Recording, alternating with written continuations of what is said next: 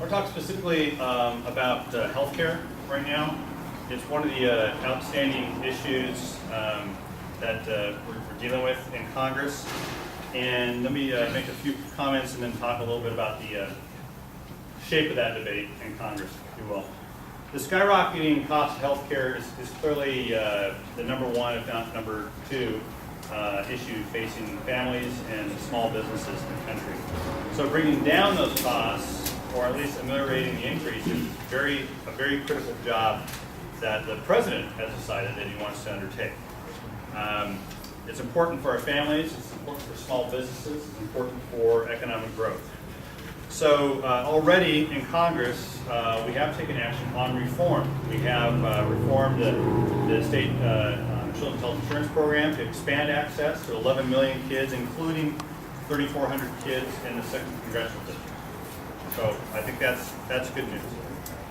We've taken action to bring down healthcare costs by investing some of the stimulus dollars or recovery package dollars into health information technology. The idea there is to help reduce costs by reducing mistakes that do take place in our healthcare system. There's also money in there for something called comparative effectiveness research. That's a fancy name for the fact that there are places in the country where the same procedure gets done on somebody showing the same symptoms, but it costs a lot more compared one area to the next. As well, it's a fancy name for looking at the different kinds of procedures that physicians or others utilize to deal with certain symptoms. And that has a huge impact on the cost of care, the utilization of healthcare. So this research, the dollars put into research it's designed to provide tools and information to healthcare decision makers, physicians, nurses, advanced nurse practitioners, and so on, to make the best treatment decisions for patients. Now, in the past 8 years, healthcare premiums have increased about 4 times faster than wages. An additional 9 million people have become uninsured. So we're up to about 46 million people right now uninsured.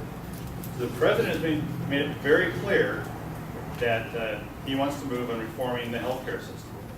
Does that mean it's going to happen? I don't know. That's why Congress meets and hears from people. So I think reforming the healthcare system is critical to our country. But how we do it is very important as well. So the following principles I think are important for reforming healthcare from my end of things. First off, protect what works. All right, protect what works. If you like your doctor, you should be able to keep your doctor. If you like your healthcare plan, you should be able to keep your healthcare plan. Protect what works in healthcare. Don't, if it ain't broke, there's no need to fix it, right? Second, addressing the issue of costs is very important. We have to make healthcare more affordable. We have to ameliorate the increases. This is important for families. It's important for small businesses. So something we need to focus on, and the question that needs to be asked is, how does any one plan deal with the costs people have to bear for healthcare? Third, if we do want quality and affordable healthcare for everybody, we have to ensure that people are not discriminated against due to pre-existing conditions or overcharged for prescription drugs. We've already seen some action from the insurance industry of all folks who have committed to moving towards what's called community rating versus rating or developing the rates based strictly on are you healthy or are you not? So we're trying to broaden that pool for how rates are developed. And fourth, it's very important here in Washington State.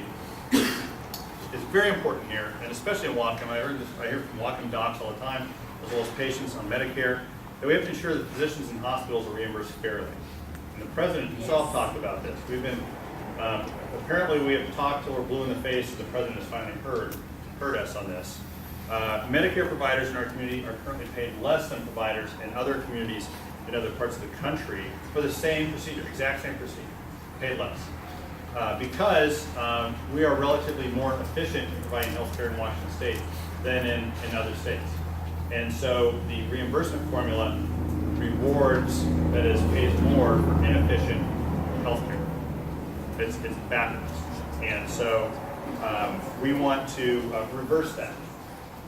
We want to reverse that, and we hope we will be able to do that as we're moving forward. And just give you an idea of what that formula means. Of when you dump money into this formula for Medicare, and right now it seems like we are dumping money into the formula for Medicare and paying for like production health care. Like people are merely things on an assembly line that just we produce, and we don't think about the health on the back end. So focus more on making people healthy, getting people healthier, even seniors with chronic diseases, and you can do this. Then we'll be able to do a better job of controlling those cost increases. But before we passed the prescription drug bill in 2003, before Congress voted for it, Washington State was 42nd out of 50 states in average Medicare reimbursements, okay, per beneficiary. 42nd out of 50. Now, as part of this prescription drug bill, there was some amount, $35 billion or something dollars. This 6 years ago, it's been a long time since I got the number, but it's about $35 billion that was put strictly into the existing formula for Medicare, separate from the prescription drug issue. So if we put more money in the formula, it should be good for us. So we went from 42nd out of 50 states to 45th out of 50 states. All right? That's what this existing Medicare formula is doing to our seniors and to our providers. It's something that we can get fixed and use an opportunity of reform to get it fixed. So there are a lot of ideas about there in healthcare. One idea is to create a new public option that will provide Americans with an alternative.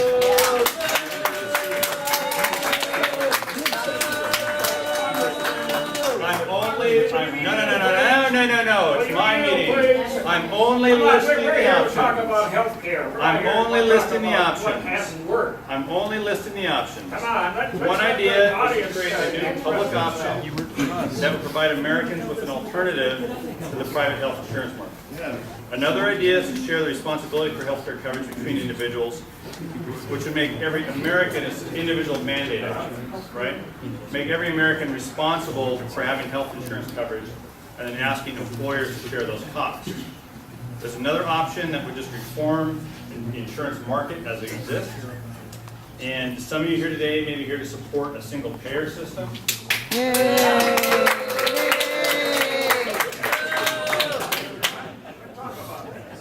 I would just note that President Obama and Congress are working on reforming the healthcare system.